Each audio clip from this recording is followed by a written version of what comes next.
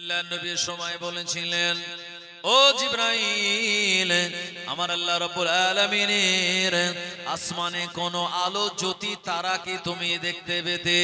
জিবরাইল আলাইহিস সালাম বললেন, ইয়া রাসূলুল্লাহ, ইয়া হাবিবাল্লাহ, আল্লাহ তাআলার আসমানে আমি জিবরাইল ৭০,০০০ বছর পর পর একটা আলো জ্যোতি তারা আমি দেখতে পেতাম। আল্লাহ নবী বললেন, ও জিবরাইল, ৭০,০০০ বছর পর পর ওই আলো তারাটা তুমি কতবার দেখেছো?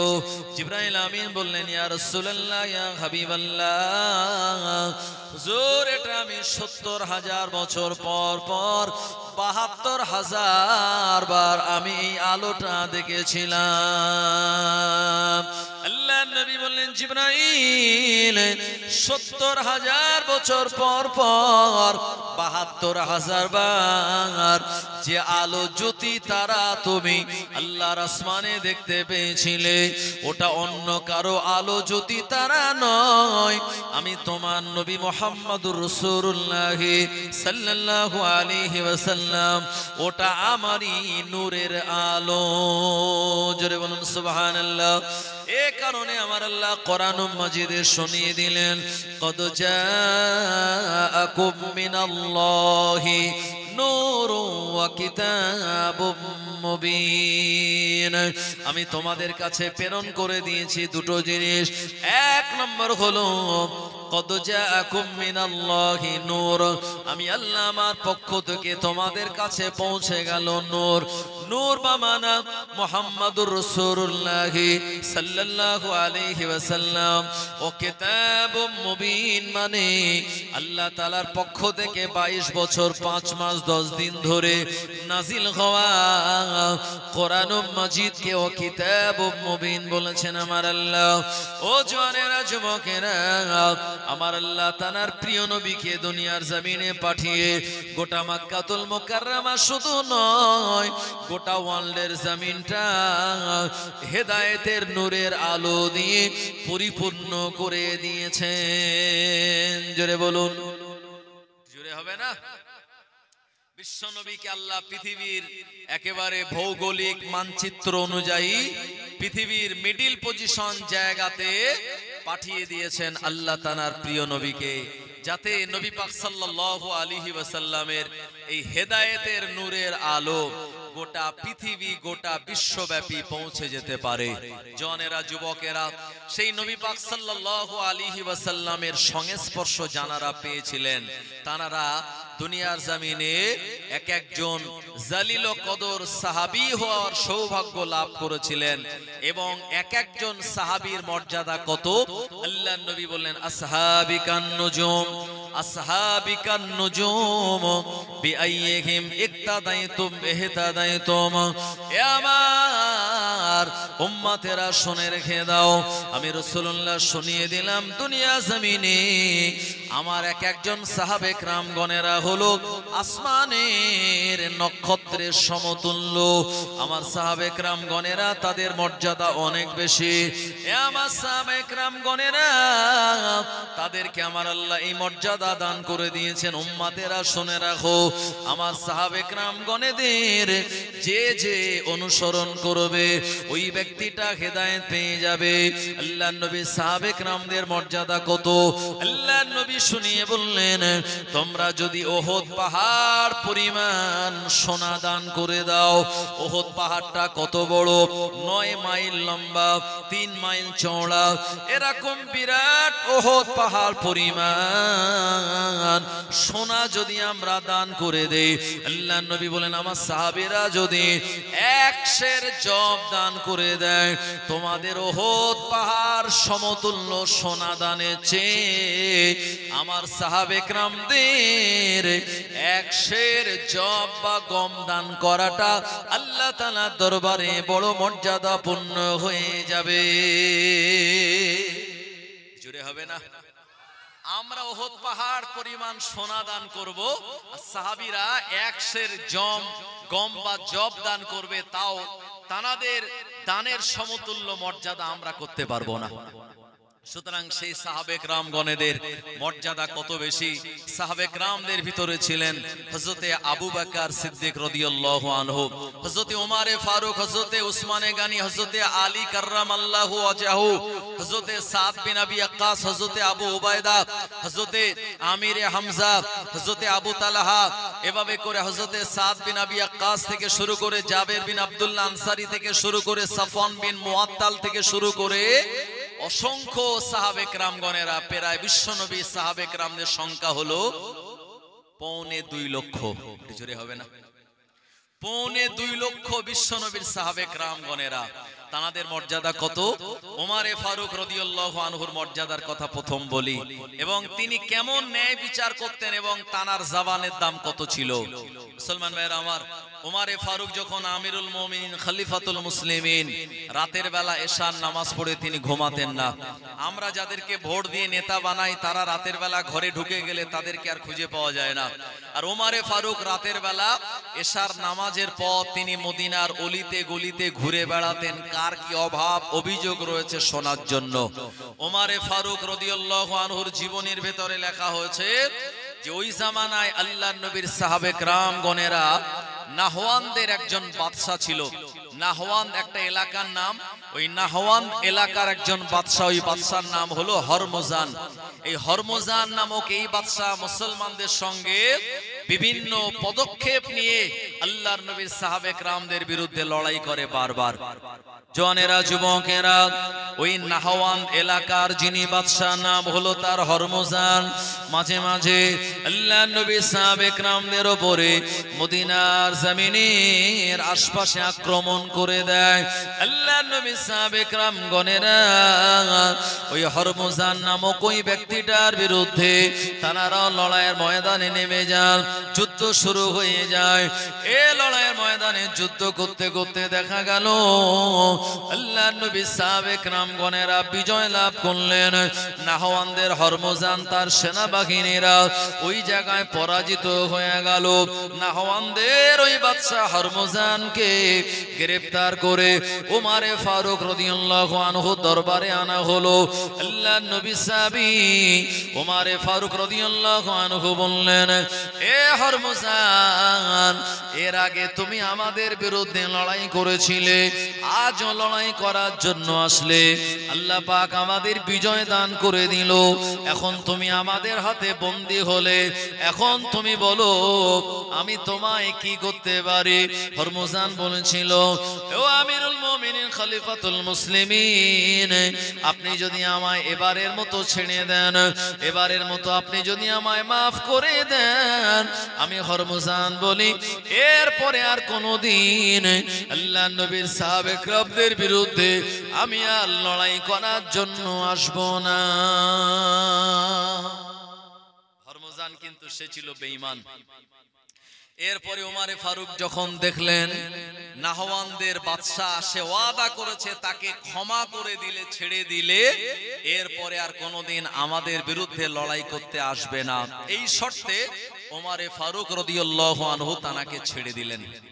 এখন ওই যে একটা কথায় আছে না, জাত না ছাড়ে জাতের ধারা, আর মাছ না ছাড়ে ঘাই, আর কুকুরের যদি দাও গদির বিছানা তবু না ছাড়ে ছাই। কথা ঠিক কিনা? মানে যার যা স্বভাব সে কিন্তু সেই দিকেই চলে যাবে। তো হরমজানের ও টার্গেট ইসলামকে মিটিয়ে দেওয়ার জন্য, আল্লাহর নবী সাহাবে কেরামদের বিরুদ্ধে লড়াই করা ওর টার্গেট। ওমরে ফারুক যখন ক্ষমা করে ছেড়ে দিল, নিজের সেই নাহওয়ান দেশে যাওয়ার পরে আবার তার মাথায় জাগালো যে আমি আবার ওমরে ফারুকের সঙ্গী সাথী মুসলিমদের সঙ্গে লড়াইয়ের ময়দানে নামবো, আর ওখানে যদি বিজয় লাভ করতে পারি তাহলে মক্কা মদিনা গোটা এলাকা আমার দখলে চলে আসবে। এ সময় হরমজান আবার নাহওয়ান থেকে একটা বিরাট বাহিনী সুসজ্জিত করে মদিনার দিকে আক্রমণ করার প্রিপারেশন নিল। ওমরে ফারুক রাদিয়াল্লাহু আনহুর কানে খবর চলে গেল, আমিরুল মুমিনিন ওমরে ফারুক রাদিয়াল্লাহু আনহু ওই নাহওয়ানদের বাসিন্দা হরমজানের বিরুদ্ধে আবারও লড়াই করার জন্য আল্লাহ আল্লাহর নবী সাহাবে کرامদেরকে ভালো করে প্রিপারেশন নিতে বললেন। এরপরে লড়াইয়ের ময়দানে আল্লাহর নবীর সাহাবে کرامদের নিয়ে চলে গেলেন। ও জায়গায় আবার লড়াই হলো। ওমর ফারুক রাদিয়াল্লাহু আনহু আল্লাহ তাআলার কাছে দোয়া করে লড়াইয়ের ময়দানে যখন নামলেন, আমার আল্লাহ বিগত দিনগুলির মতো আজ ওই দিন ওমর ফারুক রাদিয়াল্লাহু আনহুকে ওই ময়দানে বিজয় দান করে দিয়েছিলেন। জোরে বলুন সুবহানাল্লাহ। মুসলমানেরা যখন বিজয় লাভ করলো, আল্লাহর নবী সাহাবে کرامগণেরা যখন বিজয় লাভ করলো, হরমুজান পালিয়ে যাওয়ার মতো চেষ্টা করলো, কিন্তু না না না, আল্লাহর নবী সাহাবারা আবার দৌড়ে দৌড়ে হরমুজানকে গ্রেফতার করলো আর ওমর ফারুকের দরবারে নিয়ে চলে আসলো। ওমর ফারুক বলছে, হরমুজান, তোমার এ কি কেমন কথা? তোমার এর আগের যুদ্ধে তুমি পরাজয় বরণ করলে, তুমি হেরে গেলে, আর তোমাকে অ্যারেস্ট করে আমার কাছে আনা হলো। তুমি ওয়াদা করেছিলে যে হুজুর একবার আমার ছেড়ে দিন, আমি এরপরে আর কোনোদিন আপনাদের বিরুদ্ধে যুদ্ধে নামবো না। কিন্তু তুমি তোমার ওয়াদা ভঙ্গ করেছো, তুমি তোমার ওয়াদাটা ঠিক রাখোনি। আমি ছেড়ে দিয়েছি, তারপরে আবার আমাদের এগেনস্টে লড়াই করার জন্য আসলে, এখন তোমার কি করা উচিত? হরমুজান তখন লজ্জিত হয়ে মাথাটা নিচু করে বলছে, ওমরে ফারুক, আমি যে অন্যায় অপরাধ করেছি এর জন্য আমার মৃত্যুদণ্ড হওয়া উচিত। হরমুজান নিজেই বলেছে। ওমরে ফারুক বললেন, ঠিক আছে, তাহলে তুমি যখন তোমার অপরাধের শাস্তি নিজেই ঘোষণা করে দিয়েছো, আমি তোমায় মৃত্যুদণ্ড কার্যকর করব। এ সময় হরমুজান বলল, হুজুর, মরার আগে, ফাঁসি দেওয়ার আগে, শিরচ্ছেদ করার আগে ওই আসামির জীবনের শেষ একটা কথা থাকে, সেই কথাটা তো শুনতে হবে। ওমরে ফারুক বলেন, হ্যাঁ বলো, তোমার জীবনের শেষ কথা কি? ওই নাহওয়ানদের হরমুজান বলেছিল, এ আমিরুল মুমিনিন ওমর, আমায় এক গ্লাস পানি দিন, এক গ্লাস পানিটা আমি পান করব। ওমরে ফারুক বলেন, একে এক গ্লাস পানি দাও। তাকে এক গ্লাস পানি দেওয়া হলো। এই পানিটা ধরে হরমুজান পান করে না, পানিটা ধরে এ মুখের কাছে নিয়ে বলছে, ওমরে ফারুক, আমার ভয় হয় এই পানিটা পান করার আগেই হয়তো পিছন দিক দিয়ে আমার গর্দানে তরবারি মেরে আমার শিরচ্ছেদ করা হবে। ওমরে ফারুক রাদিয়াল্লাহু আনহু বলেছিলেন, না না না, ও নাহওয়ানদের হরমুজান, মুসলমানদেরকে এমন কাপুরুষ তুমি মনে করো না। তুমি পানি পান করবে, এটা তোমার জীবনের শেষ ইচ্ছা। আর যতক্ষণ তোমার পানি পান করা হবে, আমার নবীর সাহাবে کرامগণেরা কেউ তোমাকে শিরচ্ছেদ করবে না। বলল, তাই তো? বললে, হ্যাঁ।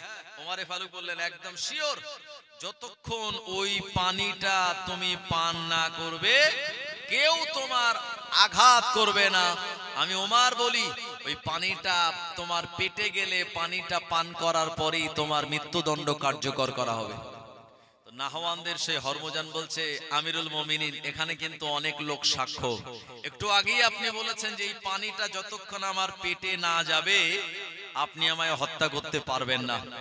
সঙ্গে সঙ্গে ওই নাহওয়ানদের বাদশা হরমুজান ওই গ্লাসের পানিটা পান না করে জমিনে ছুঁড়ে দিয়েছে। আর জমিনে যদি শুকনো জমিনে পানি পড়ে, ও পানি আর উপরে থাকবে?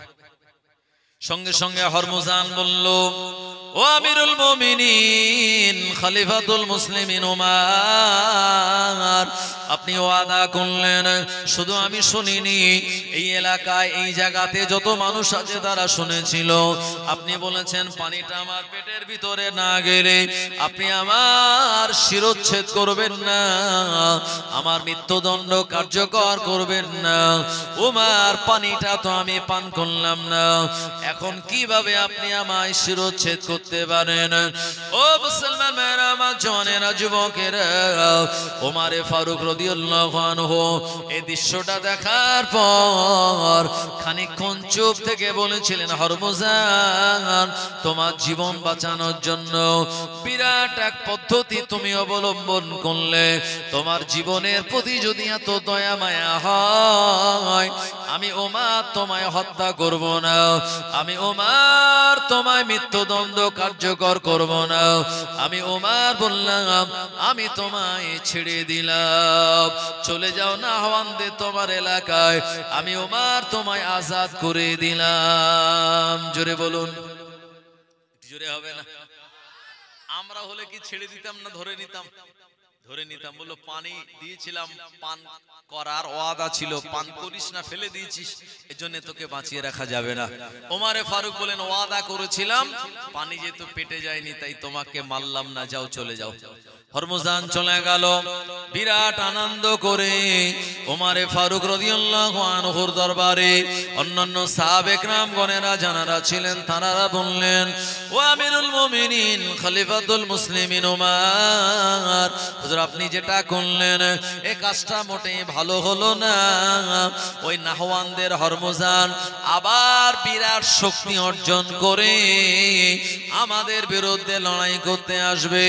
ও মুসলমান আমার, ওমরে ফারুক রাদিয়াল্লাহু আনহু বললেন, না না না, এরপরে আর আমার কাছে লড়াই করতে আসবে না।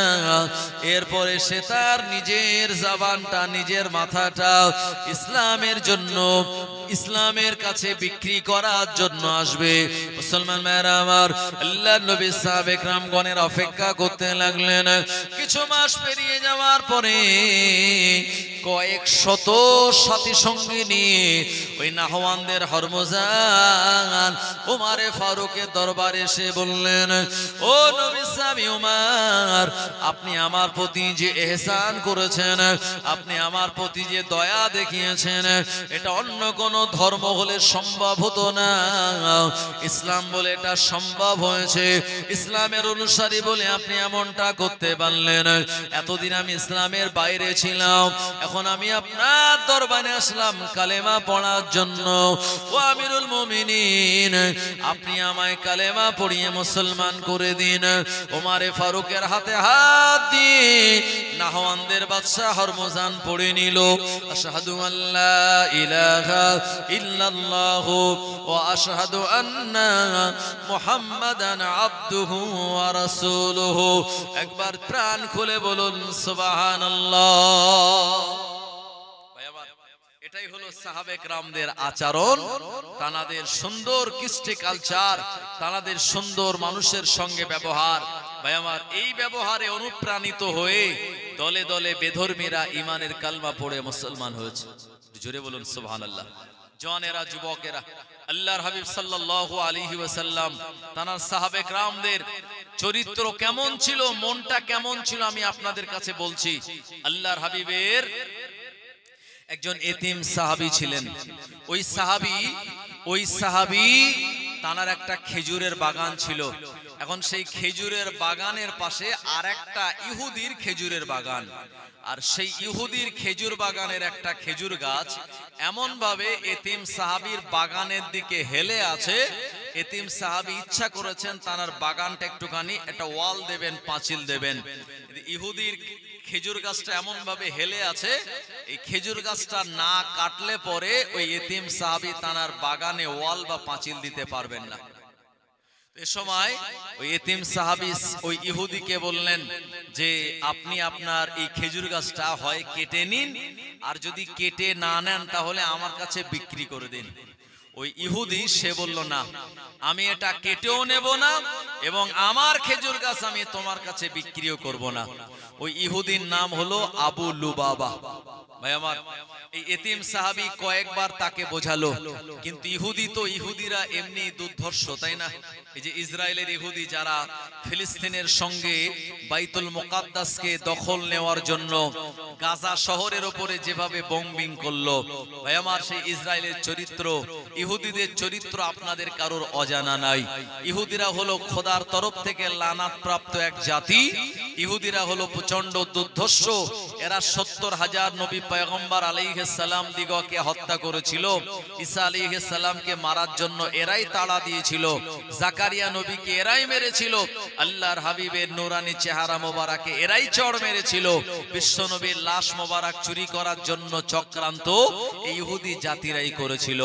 তাই আবু লুবাবা যেহেতু ইহুদি, এ যখন মানল না, আল্লাহর নবীর এতিম সাহাবী চলে গেলেন বিশ্ব নবীর কাছে। ইয়া রাসূলুল্লাহ ইয়া হাবিবাল্লাহ, ইয়া রাসূলুল্লাহ ইয়া হাবিবাল্লাহ, হুজুর আমার একটা খেজুরের বাগান রয়েছে, ওই খেজুরের বাগানে আমি একটু ওয়াল দেব, পাঁচিল দেব, কিন্তু আমার পার্শ্ববর্তী বাগানের মালিক ইহুদি লুবাবা, আবু লুবাবা, সে তার খেজুর গাছ একটা আমার বাগানের দিকে এমন ভাবে হেলে আছে, গাছটা কেটে না নিলে আমি কোনোভাবেই ওয়াল তুলতে পারি না। ইয়া রাসূলুল্লাহ ইয়া হাবিবাল্লাহ, আবু লুবাবাকে আপনি একটুখানি বলুন, আপনার কথা শোনার পরে হয়তো সে মেনে নেবে। আল্লাহর নবী ইহুদি আবু লুবাবাকে ডাক দিয়ে বললেন, এ ইহুদি আবু লুবাবা, আমার এতিম সাহাবীর সুবিধার্থে তোমার এই খেজুর গাছটা হয় কেটে নাও, না হলে আমার এতিম সাহাবীর কাছে বিক্রি করে দাও। আবু লুবাবা বলল, মুহাম্মদ ইবনে আব্দুল্লাহ, আপনার দুটো পন্থা একটাও মানতে পারলাম না। আমি খেজুর গাছটা কাটবো না এবং বিক্রিও করব না। আবু লুবাবা এ দুর্ধর্ষ একজন ইহুদি। এ সময় আল্লাহর হাবিব বললেন, এ আবু লুবাবা, দ্বিতীয়বার নবী পাক অফার দিলেন, যদি তুমি আমার এতিম সাহাবীকে তোমার খেজুর গাছটা বিক্রি করে দাও বা তাকে দিয়ে দাও বা কেটে নাও, তাহলে আল্লাহ পাক তোমাকে পুরস্কার জাযা দেবেন দুনিয়াতে। আবু লুবাবা মানল না। আল্লাহর নবী এর পরেও বলেছিলেন তৃতীয় নম্বর অফার দিয়ে, এ আবু লুবাবা, যদি তুমি আমার এতিম সাহাবীকে খেজুর গাছটা দিয়ে দাও, আমার আল্লাহ রাব্বুল আলামিন তোমার জন্য তানার দয়ার জান্নাতে একটা খেজুর গাছের মালিক বানিয়ে দেবেন। জোরে বলুন। এত বড় অফার, যে এই খেজুর গাছটার বিনিময়ে আল্লাহ তোমার জন্য জান্নাতে একটা খেজুর গাছ বানিয়ে দেবে। ভাই ইহুদির কপালে তো জান্নাত নেই, এজন্য সে বলল, জান্নাত আমার দরকার নাই, আমি আমার নিজের খেজুর গাছ বিক্রি করব না বা কেটেও দেব না। জোরে বলুন নাউজুবিল্লাহ। ভাই আমার, ওই দরবারে, বিশ্ব নবীর দরবারে আল্লাহর নবীর একজন সাহাবী ছিলেন, আর কয়েকজন সাহাবে কেরামগণেরা সেখানে ছিলেন। তানার ভিতর থেকে একজন সাহাবীর নাম হলো হযরতে আবু দাহদা রাদিয়াল্লাহু আনহু। উনি কথাটা শুনলেন, শুনে বলেন, এ আবু লুবাবা, আল্লাহর নবীর দেওয়া এত বড় অফার তুমি ছেড়ে দিলে? আবু দাহদা বললেন, ইয়া রাসূলুল্লাহ ইয়া হাবিবাল্লাহ, হুজুর বেয়াদবি মাফ করুন, আবু লুবাবাকে যে অফার আপনি দিয়েছেন, এই অফার কি আমরা যারা আপনার সাহাবা আমরা কি পাবো? আল্লাহর নবী বলেন, হ্যাঁ পেয়ে যাবে। এ সময় আবু দাহদা রাদিয়াল্লাহু আনহু বললেন, এ আবু লুবাবা, তোমার একটা খেজুর গাছ যদি আমার নবীর এতিম সাহাবীর কাছে বিক্রি করে দাও, তার বিনিময়ে আমার বাগানের 3টে বড় বড় খেজুর গাছের মালিক তোমায় বানিয়ে দেব। আবু লুবাবা রাজি হলো না। আল্লাহর নবীর সাহাবী যার নাম হলো আবু দাহদা রাদিয়াল্লাহু আনহু, উনি বলেছিলেন, এ আবু লুবাবা, তুমি যদি 3টা খেজুর গাছের বিনিময়ে একটা খেজুর গাছ দিতে রাজি না হও, আমি আবু দাহদা বলি, আমার একটা বিরাট বড় খেজুর বাগান রয়েছে, যাতে কম বেশি তাতে 300 থেকে 350 খেজুর গাছ রয়েছে। কোন রিওয়ায়াতে এসেছে 1000 খেজুর গাছ আমার বাগানে রয়েছে। ওই বাগানে মিঠা একটা ঠান্ডা এমন করে কুয়া রয়েছে, এমন করে সেই খেজুর বাগানে বাগানের ভিতরে আমার পরিবারের বসবাসের জন্য সুন্দর একটি আবাসস্থল গৃহ রয়েছে। এ আবু লুবাবা, এমন করে আমি আবু দাহাদা বলি, তুমি যদি আমার নবীর এতিম সাহাবীকে ওই একটা খেজুর গাছ দিয়ে দাও, আমি আবু দাহাদা আমার পুরো বাগানটা তোমার একটা খেজুর গাছের বিনিময়ে তোমায় দিয়ে দেব। জোরে বলুন, আরো জোরে বলুন সুবহানাল্লাহ। আবু লুবাবা প্রথম অংশে বিশ্বাস করতে পারলো না। এ আবু দাহাদা, তুমি কি সত্য বলো? আবু দাহাদা বলেন, আবু লুবাবা, জাবানে আমরা মিথ্যা বলি না। এমন করে তুমি আমার পুরো বাগানের বিনিময়ে তোমার একটা খেজুর গাছ তুমি দিয়ে দাও।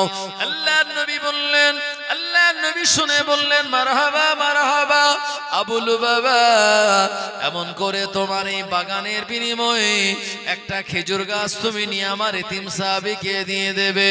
আমার আল্লাহ এর বিনিময়ে তোমাকে জান্নাতে বিরাট বড় খেজুর বাগানের মালিক বানিয়ে দিয়েছে।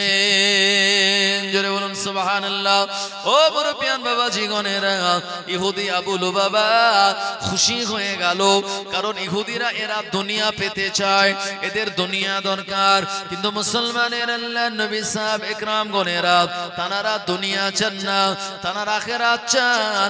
এইজন্য আল্লাহর নবী শুনিয়ে দিলেন, আদ-দুনিয়া সিজনুল মুমিনিন ওয়া জান্নাতুল লিল কাফিরিন।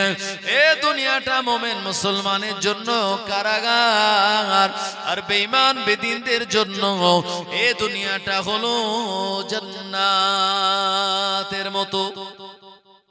আবু লুবাবা খুশি হয়ে ওই খেজুর গাছের বাগান পেয়ে বলল, যাক, বিরাট বড় লাভ আমার হয়ে গেল, একটা খেজুর গাছের বিনিময়ে পুরো আবু দাহাদার বাগান পেয়ে গেলাম। এ সময় আবু দাহাদা রাদিয়াল্লাহু আনহু খেজুর গাছটা কিনে নিয়ে ওই এতিম সাহাবীকে দিয়ে দিলেন। এতিম সাহাবী খেজুর গাছটা নিয়ে ওই খেজুর গাছটা কেটে দিয়ে তিনি তানার বাগানের ওয়ালটাকে সোজা করলেন। ভাই আমার, এ সময় আল্লাহর হাবিব সাল্লাল্লাহু আলাইহি ওয়াসাল্লাম বললেন, আবু দাহাদা, তোমার জন্য জান্নাতে অসংখ্য নেয়ামত অপেক্ষা করছে।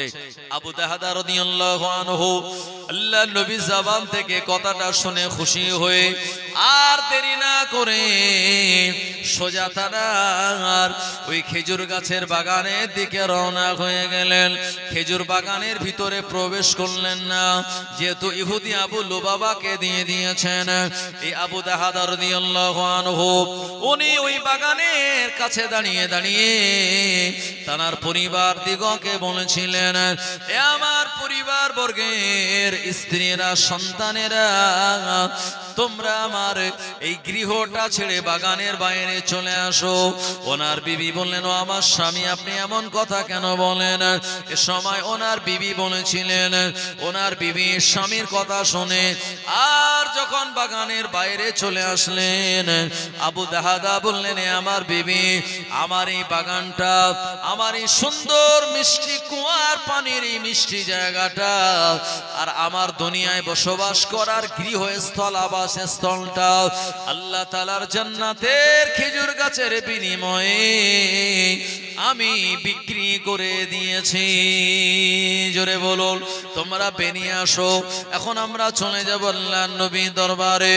ও মুসলমান ভাইরা আমার, জওয়ানেরা, যুবকেরা, সোনামানিকেরা, আবু দাহাদা রাদিয়াল্লাহু আনহুর বিবি কথাটা শুনে উনি মন খারাপ করেন নাই, স্বামীর বিপরীতে যান নাই। উনি বলেছিলেন, আমার স্বামী গো, আপনি যে সিদ্ধান্ত নিয়েছেন এটাই হলো পারফেক্ট এবং সঠিক সিদ্ধান্ত। একবার জোরে বলুন সুবহানাল্লাহ। আমাদের বিবির এরকম বলবে নাকি? আমাদের বিবিরা এরকম যদি শোনে যে একটা খেজুর গাছের বিনিময়ে পুরো বাগান সমেত দিয়ে দিয়েছো, বলবে, তুমি মনে হয় তোমার মাথাটা ঠিক নেই, মাথা পাগল হয়ে গেছে, তুমি মনে হয় অ্যাবনরমাল হয়ে গেছো, সেই জন্য এরকম একটা লসে কারবার করলে। ভাই আমার, আল্লাহর হাবিব তানার সাহাবে کرام গণেরা ছিলেন জানারা তানাদের আদর্শ ছিল এমন, তানাদের জান্নাত পাওয়ার আগ্রহ ছিল এতটা বেশি, দুনিয়ার সব কিছুর বিনিময়ে আল্লাহর জান্নাতকে তানারা যাওয়ার জন্য ওয়াজিব করে নিয়েছিলেন। জোরে বলুন সুবহানাল্লাহ। ভাই আমার, আল্লাহর হাবিবের আরেকজন সাহাবী, যে সাহাবীর নাম হলো হযরতে সাদ বিন আবি ওয়াক্কাস রাদিয়াল্লাহু আনহু। আমি তানার মর্যাদা সম্পর্কে বলবো, তার আগে একটু মহব্বতে প্রাণ খুলে দরুদ শরীফ। আল্লাহুম্মা সাল্লি আলা সাইয়্যিদিনা মাওলানা মুহাম্মদ ওয়া আলা আলিহি।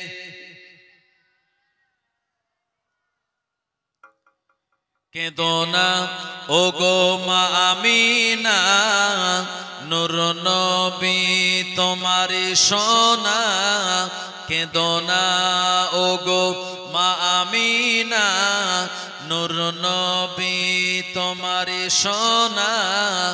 এ ভুবন খুশিতে উজালা, এলো তোমার রাজ দুলারা, এলো তোমার রাজ দুলারা। দলে দলে দায়েরা এলো, পালন শিশু সকলে নিল।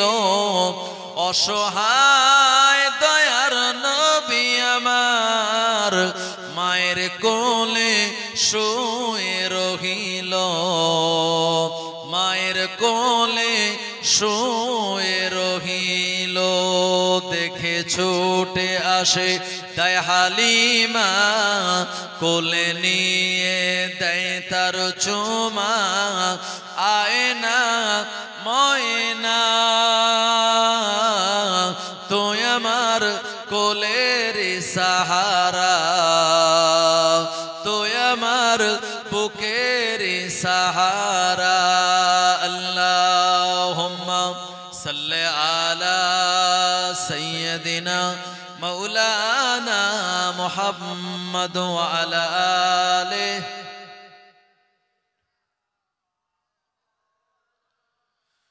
ও জওয়ানেরা, যুবকেরা, আল্লাহর নবী সাহাবীর নাম হলো হযরতে সাদ বিন আবি ওয়াক্কাস রাদিয়াল্লাহু আনহু, যিনি আশারায়ে মুবাশশারা 10 জন জান্নাতের সুসংবাদ প্রাপ্ত সাহাবে কেরামদের ভিতরে একজন।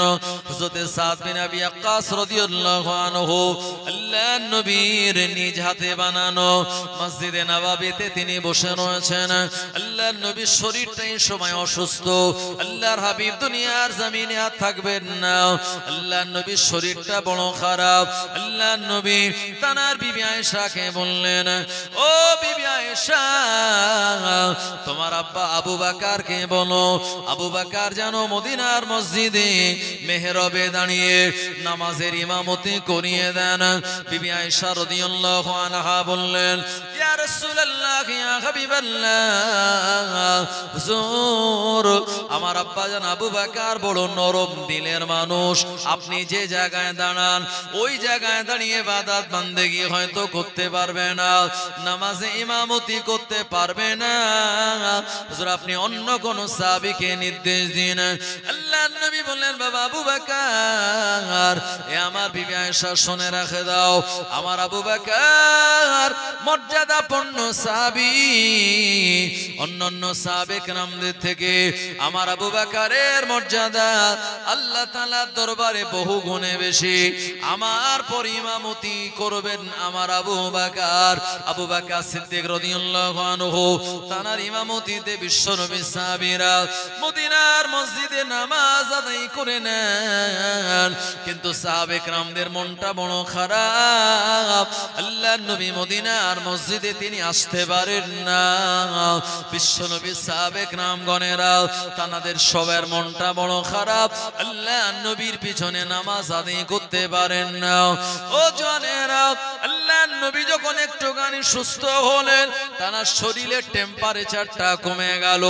এ সময় আল্লাহর হাবিব বলেন, ও বিবি আয়েশা, মদিনার মসজিদের চিত্রটা একবার আমায় দেখাও। তার মানে আল্লাহর নবীর ঘর আর মদিনার মসজিদ হলো কেবলমাত্র একটা পর্দার আড়াল। ওই পর্দাটা উঁচু করলে মদিনার মসজিদের দৃশ্যটা দেখা যায়। আম্মা জান আয়েশা রাদিয়াল্লাহু আনহা মদিনার মসজিদের দৃশ্য দেখানোর জন্য বিবি আয়েশা তানার ঘরের পর্দাটা যখন উঁচু করলেন, দেখা গেল আল্লাহর নবী সাহাবীরা সবাই তখন নামাজে সেজদার ভিতরে রয়েছেন। আল্লাহর নবী মাথাটা উঁচু করে কষ্ট করে এই দৃশ্যটা দেখে তানার চোখ দিয়ে ঝরঝর ঝরঝর করে পানি গড়িয়ে যায়। আম্মা জান আয়েশা রাদিয়াল্লাহু আনহা বললেন, ইয়া রাসূলুল্লাহ, ইয়া হাবিবাল্লাহ, মদিনার মসজিদে দৃশ্যটা দেখার পরে আপনার চোখ দিয়ে কেন পানি গড়িয়ে যায়? আল্লাহর নবী সময় বলেছিলেন, ও বিবি আয়েশা, আমার এই পানিটা দুঃখের পানি নয়, এটা হলো আমার আনন্দশ্রু, এটা হলো আমার আনন্দের চোখের পানি। এ নামাজ কায়েমের জন্য বদরের ময়দানে আমার সাহাবে কেরামগণেরা 14 জন শহীদ হয়েছিল। উহুদের ময়দানে 70 জন আমার সাহাবে কেরামগণেরা শহীদ হয়ে গিয়েছিলেন। উহুদের ময়দানে আমি রাসূলুল্লাহ আমার নিজের দান্দান মোবারক শহীদ হয়ে গিয়েছিল। এমন করে খায়বারে, খন্দকে, মুতা, হুনাইনের প্রান্তরে আমার সাহাবে কেরামগণেরা ইসলাম প্রতিষ্ঠিত করার জন্য লড়াইয়ের ময়দানে তানারা নেমেছিল। আমার শত শত হাজার হাজার সাহাবে কেরামগণেরা শহীদ হওয়ার মর্যাদা পেয়েছিলেন। এ আমার বিবি আয়েশা এই নামাজ প্রতিষ্ঠা করার জন্য তায়েফের ময়দানে আমার রক্ত ঝরেছিল। আমার সাহাবীরা যখন মসজিদে নববীতে নামাজে সেজদার ভিতরে আমি রাসূলুল্লাহ সাল্লাল্লাহু আলাইহি ওয়াসাল্লাম এই দৃশ্যটা দেখে আমার জানটা ভরে গেল, আমার মনটা ভরে গেল। আমি রাসূলুল্লাহ, আমার মনে হয় কিয়ামত পর্যন্ত আমার উম্মতেরা ইসলামকে জিন্দা করার জন্য এইভাবে তারা মসজিদে নামাজ আদায় করবে। জোরে বলুন, আরো জোরে বলুন সুবহানাল্লাহ। ও নবীর উম্মতেরা, আল্লাহর হাবিবের শরীরটা বড় অসুস্থ। তারপরে আল্লাহর নবীর মন চাইলো একটুখানি মদিনার মসজিদে যাবেন। এই সময় বিবি আয়েশা রাদিয়াল্লাহু আনহাকে আল্লাহর নবী বললেন, ও বিবি আয়েশা, আমার 2 জন সাহাবীকে ডাক দাও, জানাদের কাঁধের উপরে ভর দিয়ে আমি রাসূলুল্লাহ মদিনার মসজিদে যাব।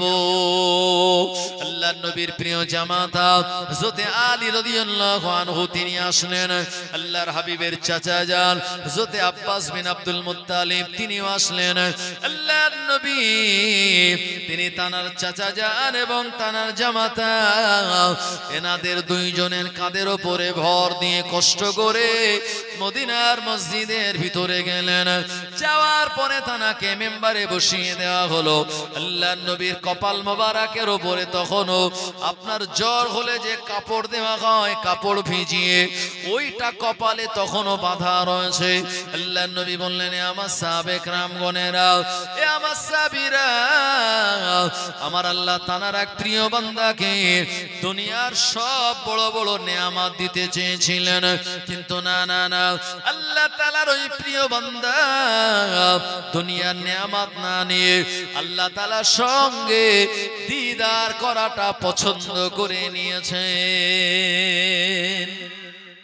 এই কথাটা শুনে আল্লাহর নবী সাহাবী হযরত আবু বকর সিদ্দিক রাদিয়াল্লাহু আনহু ঝরঝর করে কাঁদতে লাগলেন।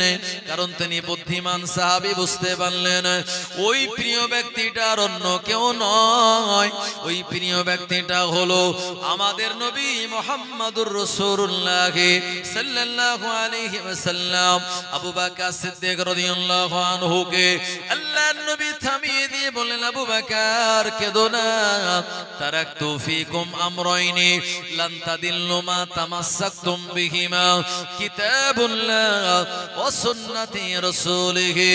এ আমার আবু বকর, দুনিয়ার জমিন থেকে আমি বিদায় নেব ঠিকই, তোমাদের কাছে আমি 2টো জিনিস রেখে যাচ্ছি। একটি হলো কিতাবুল্লাহ, আল্লাহ তাআলার কালাম কোরআনুল মাজিদ, আর দ্বিতীয় নম্বর হলো ওয়া সুন্নতি রাসূল। দেখি, আমি নবী আমার সুন্নাত আমার হাদিস এই দুটিকে যদি সামনে রেখে তোমরা দুনিয়ায় চলতে পারো, লান তাদিল্লু, জীবনে কোনোদিন তোমরা পথভ্রষ্ট হবে না। জোরে বলুন সুবহানাল্লাহ। ও জানেন না যুবকেরা, আল্লাহর নবী মদিনার মসজিদে মিম্বারের উপরে বসে বললেন, বাবা সাহাবীরা,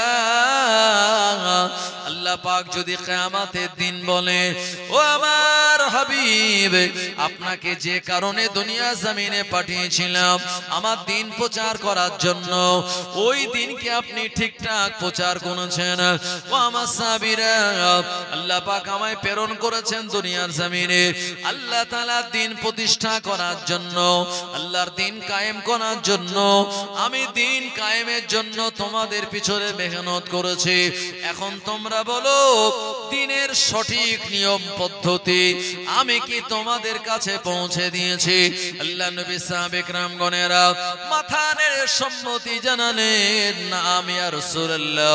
আল্লাহর নবীর সময় বললেন, এমন করে আসমানের দিকে হাত উঁচু করে, ও রব্বুল আলামিন আল্লাহ, আপনি সাক্ষ্য থাকুন, আপনি যে কাজের দায়িত্ব দিয়ে আপনায় আমায় দুনিয়ার জমিন পাঠিয়েছিলেন, আমি মুহাম্মদ ইবনে আব্দুল্লাহ ওই দায়িত্বটা পালন করেছি।